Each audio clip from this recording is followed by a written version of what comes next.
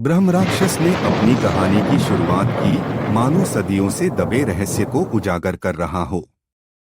किस घटना की बात कर रहे हो? सुनो, मैं तुम्हें बताता हूँ। ये कहानी उस समय की है जब मैं साधारण मनुष्य था और हस्तिनापुर के राज मंदिर में महादेव की साधना करता था। वह आगे कहने लगा, उस दिन एक विशेष अवसर था। हस्तिनापुर के सबसे बड़े कौरव कुमार दुर्योधन के पुत्र का जन्मदिन मनाया जा रहा था। पूरे महल में उत्सव का माहौल था। सुबह सुबह मैं राज मंदिर में ओम नमः शिवाय का जाप कर रहा था। तभी देवी भानुमती, दुर्योधन की पत्नी, मंदिर में पधारी। वह अपने साथ एक सोने से भरा हुआ थाल लेकर आई थीं।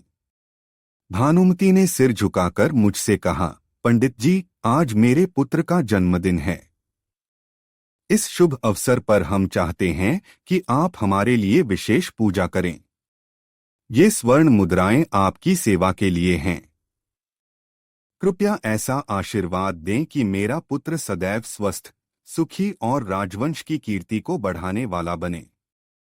मैंने नम्रता से उनका अभिवादन किया और कहा, आपकी बड़ी कृपा है, देवी। राजकुमार के लिए मैं आज विशेष पूजा करूंगा। वे सदा स्वस्थ और प्रसन्न रहें। भानुमती ने मुस्कुराते हुए वह थाल मेरे चरणों में रख दिया। मैं मुद्राओं की चमक देखकर मंत्रमुग्ध हो गया। वह दिन भर मेरी साधना का केंद्र बना रहा। पूजा के बाद मैं सोचने लगा कि इन स्वर्ण मुद्राओं का उपयोग करके मैं अपनी पत्नी और बच्चों के लिए क्या-क्या खरीद सकता हूँ। मेरी पत्नी के चेहरे पर खुशी लाने और बच्चों के लिए अच्छे वस्त्र लाने का ख्याल मुझे प्रसन्न कर रहा था। एक शाम की बात है। हस्तिनापुर के राज मंदिर में महादेव की साधना पूरी कर मैं लौट रहा था। देवी भानुमती ने अपने पुत्र के जन्मदिन पर 100 स्वर्ण मुद्राएं मुझे भेंट स्वरूप दी थीं।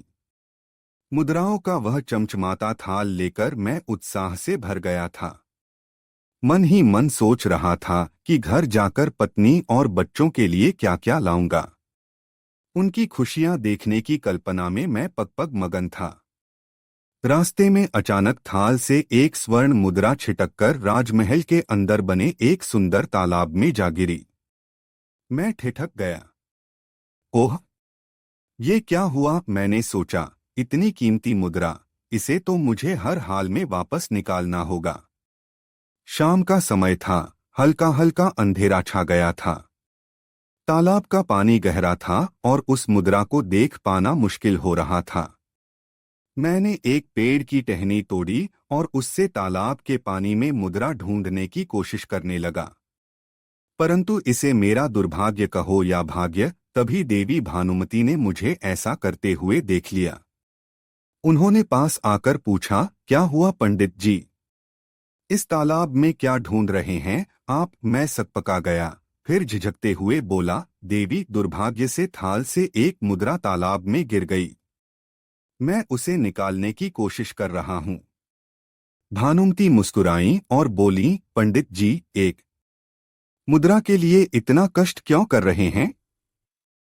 मैं आपको 100 स्वर्ण मुद्राएं और दे देती हूँ। उसकी चिंता छोड़ दीजिए।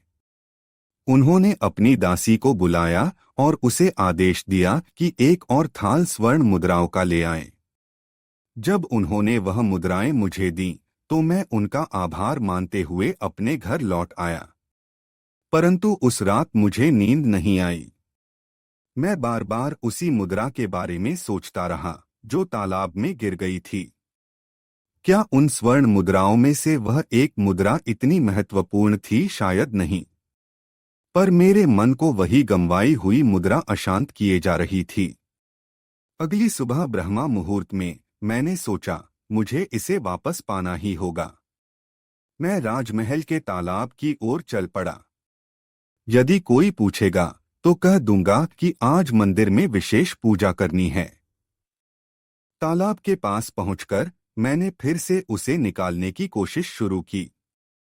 लेकिन इस बार राजमहल की एक दासी ने मुझे देख लिया। उसने तुरंत जाकर देवी भानुमती को खबर दी।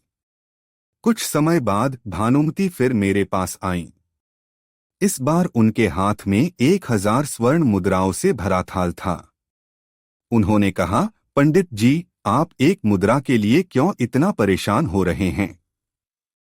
ये लीजिए, मैं आपको 1000 मुद्राएं दे रही हूं। कृपया उस मुद्रा को भूल जाइए। पंडित जी, मैं आपको 1000 स्वर्ण मुद्राएं और दे देती हूं। मुझे लगता है आपके व्याकुल मन को शांत करने के लिए इतना धन काफी होगा। मैंने झिझकते हुए उत्तर दिया, आप गलत समझ रही हैं, देवी। मेरा मन उस एक मुद्रा पर अटका है। मुझे और मुद्राएं देकर आप मुझे लज्जित न करें। यह सुनकर देवी भानुमति ने गंभीरता से कहा, यदि ऐसा है तो आपको गलत समझने के लिए मैं क्षमा चाहती हूँ। लेकिन इस भूल के प्रायश्चित स्वरूप कृपया ये 1000 मुद्राएं मेरी ओर से स्वीकार कर लें। 1000 स्वर्ण मुद्राएं पाकर मैं धन्य हुआ। इस धन ने मेरे और मेरे परिवार के सारे अभाव दूर कर दिए। मैंने अपने बच्चों और पत्नी के लिए महंगे वस्त्र और आभूषण खरीदे। एक सुंदर भवन भी बनवाया जो हमारे रहने के लिए सुखद था। मेरा जीवन अब पहले से कहीं अधिक समृद्ध और आरामदायक हो गया था। लेकिन फिर भी मेरा मन अशांत था। मेरी दृष्टि बार बार उसी तालाब की ओर चली जाती जहां वह एक मुद्रा गिर गई थी। मन में एक आवाज बार बार गूंजती, यह मुद्रा मुझे दान में मिली थी। यह मेरी संपत्ति है। मुझे इसे किसी भी हालत में पाना होगा। जब तक यह मेरे पास नहीं आएगी, मैं चैन से नहीं रह पाऊंगा। धीरे धीरे यह विचार मेरे मन पर इतना हावी हो गया कि वह 1000 मुद्राएं भी मुझे खुशी नहीं दे पाईं। मेरा मन उन्हीं 1199 मुद्राओं के साथ असंतुष्ट महसूस करने लगा। तभी मेरे एक मित्र माक्षस भाई ने मुझसे कहा, पंडित जी, 1199 मुद्राएं आपको संतुष्ट न कर सकीं और एक मुद्रा की कमी आपको असंतुष्ट कर गई। यह कैसा स्वभाव है? मनुष्य का मन ऐसा ही होता है। उसके पास चाहे कितना भी धन या सुख हो, वह संतुष्ट नहीं हो पाता। उसका ध्यान हमेशा उस चीज पर रहता है जो उसके पास नहीं है। यही मनुष्य का स्वाभाविक दुर्भाग्य है। वो रात मेरे लिए बेचैनी भरी थी। मैं हर रोज उस मुद्रा की कमी के कारण व्यथित होता था। एक दिन मुझे पता चला कि रानी भानुमति किसी विशेष कार्य से राजमहल से बाहर गई हैं। यह सुनकर मैंने तुरंत योजना बनाई। मैंने सोचा, आज मौका है। मैं उस मुद्रा को तालाब से निकालने का अंतिम प्रयास करूंगा। सुबह सुबह मैं राजमहल के तालाब के पास पहुंचा। वहां चारों ओर सन्नाटा था। मैंने एक लंबी लकड़ी ली और तालाब के गहरे पानी में खोई हुई मुद्रा को खोजने लगा। घंटों की मशक्कत के बाद जब मेरी उम्मीद लगभग खत्म हो गई थी, तभी लकड़ी की नोक पर वह चमकती हुई मुद्रा आ लगी। मुझे विश्वास नहीं हो रहा था। आखिरकार वह मुद्रा मेरे हाथ में थी। मेरी खुशी का ठिकाना नहीं था। मैंने उस मुद्रा को हाथों में लिया और ऐसा महसूस हुआ जैसे मेरे भीतर की बेचैनी समाप्त हो गई हो। मुझे ऐसा लगा मानो मेरा खोया हुआ स्वाभिमान और शांति लौट आई हो। लेकिन मेरी यह राहत ज्यादा दिन नहीं टिक पाई। अगले ही दिन देवी भानुमति स्वयं राज मंदिर में मुझसे मिलने आईं। उन्होंने कहा, प्रणाम पंडित जी। मैंने सिर झुकाकर उत्तर दिया, प्रणाम देवी। कहिए, मैं आपकी क्या सेवा कर सकता हूँ? भानुमति ने मुस्कुराते हुए कहा, पंडित जी, मैं आज आपको बधाई देने आई हूँ। मैंने हैरान होकर पूछा, बधाई? किंतु किस बात की देवी? उन्होंने ठहरकर उत्तर दिया, मुझे पता चला है कि आपको तालाब में खोई हुई अपनी मुद्रा वापस मिल गई है। मैं हड़बड़ा गया। उनकी यह बात सुनकर मेरे चेहरे पर पसीना आ गया। मैंने धीमे स्वर में कहा, जी हाँ देवी। यह तो बहुत अच्छा हुआ। परंतु आपको यह कैसे पता चला? देवी भानुमति ने मुस्कुराते हुए कहा, पंडित जी, राजमहल में होने वाली हर घटना मुझसे छुपी नहीं रहती। आपको 100 स्वर्ण मुद्राएं दी थीं। मैंने सोचा था कि इन मुद्राओं से आप अपनी खोई हुई मुद्रा को भूल जाएंगे और संतोष से जीवन जिएंगे। लेकिन आप ऐसा नहीं कर सके। आपका मन एक ही मुद्रा में अटका रहा। और अब जब वह मुद्रा आपको वापस मिल गई है, तो आपको इसका मूल्य चुकाना होगा। आपको मेरी दी हुई 100 स्वर्ण मुद्राएं लौटानी होंगी। मैंने घबराते हुए कहा, देवी, कृपया मुझे क्षमा करें। मैं आपका दिया हुआ उपहार कैसे लौटा सकता हूँ? मैंने उन मुद्राओं से अपने परिवार के लिए वस्त्र, आभूषण और घर खरीदा है। भानुमति ने कठोर स्वर में उत्तर दिया, आपने इन मुद्राओं का दुरुपयोग किया है। यह उपहार मैंने एक ऐसे ब्राह्मण को दिया था जो सत्य और धर्म का पालन करे।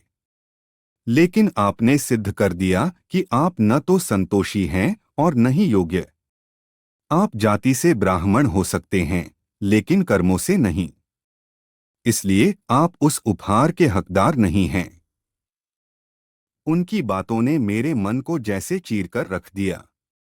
मैं असहाय होकर खड़ा था। उन्होंने अंतिम चेतावनी दी, यदि आप वह मुद्राएं कल तक वापस नहीं करेंगे, तो आपको इसका दंड भुगतना पड़ेगा। मैंने अपनी पूरी रात इसी चिंता में बिता दी कि मुद्राएं कैसे लौटाऊं। आखिरकार मुझे अपने घर और अन्य सभी संपत्तियों को बेचना पड़ा। मैंने अपने परिवार के साथ गरीबी में लौटने का निर्णय लिया। जब मैंने 100 स्वर्ण मुद्राएं लौटाईं, तो देवी भानुमति ने मुस्कुराते हुए कहा, इन मुद्राओं को मैं एक ऐसे ब्राह्मण को दान करूंगी जो यह समझे कि सबसे बड़ी संपत्ति कोई मुद्रा नहीं, बल्कि मन का संतोष है।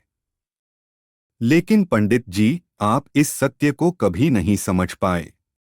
भूत ने इस दुखद कहानी को सुनकर कहा, हे ब्रह्म राक्षस, यह तो आपके साथ बड़ा अन्याय हुआ। लेकिन क्या आपने सच में वह सारी मुद्राएं लौटा दीं? ब्रह्मराक्षस ने गहरी सांस लेते हुए कहा, हाँ, मुझे प्रकृति के न्याय को स्वीकार करना पड़ा।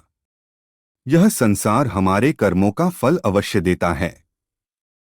मैंने अपनी कमजोरी, लालच और असंतोष के कारण यह सजा भुगती। मुझे वह मुद्राएं लौटानी पड़ीं। और उसके बाद देवी भानुमति ने मुझे राजमहल से बाहर कर दिया। भूत ने गहरी आवाज में कहा, यह तो एक बड़ी सीख है। मनुष्य को कभी अपने लालच और इच्छाओं पर हावी नहीं होना चाहिए। सबसे बड़ी संपत्ति मन का संतोष है। जिसने इसे खो दिया, उसने सब कुछ खो दिया। ब्रह्मराक्षस ने सिर झुकाते हुए कहा, यह सत्य मैंने अपने जीवन में सीखा। और अब मैं इसे दूसरों को सिखाने के लिए यहाँ हूँ।